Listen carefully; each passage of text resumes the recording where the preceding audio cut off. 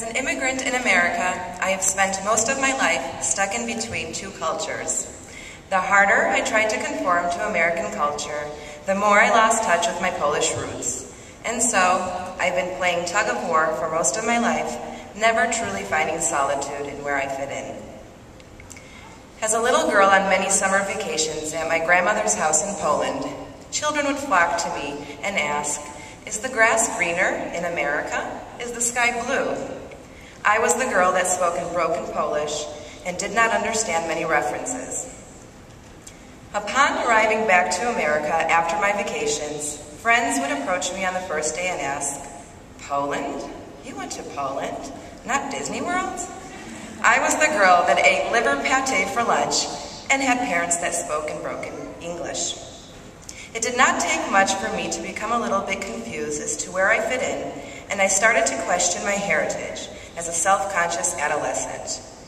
There even came a time when I started to deny it in desperate attempts to fit in.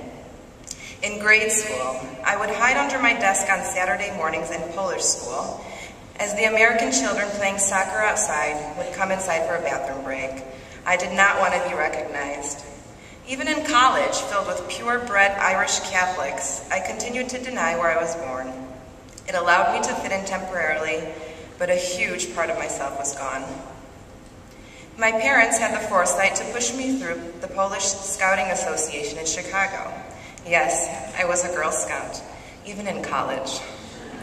I would secretly slip on my uniform and spend the weekend with people just like me, people that identified with food, respected the culture, and admired Poland.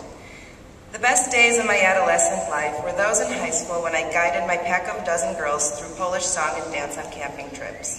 Because during those times, I was completely true with myself. I was me. And this is what I want for my children.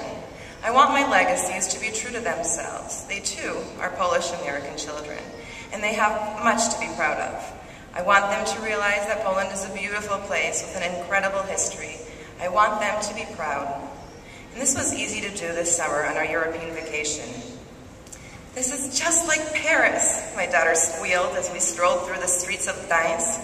I looked up at the iron balconies overflowing with beautiful flowers and said, "Yes." "Mama, this ice cream tastes so much better than in Cleveland," my son admitted. "Yes, you're right." And through the eyes of my children, I saw my country again. I sat in the same sandbox I used to play in as a 5-year-old girl, watched my children play amongst Polish children.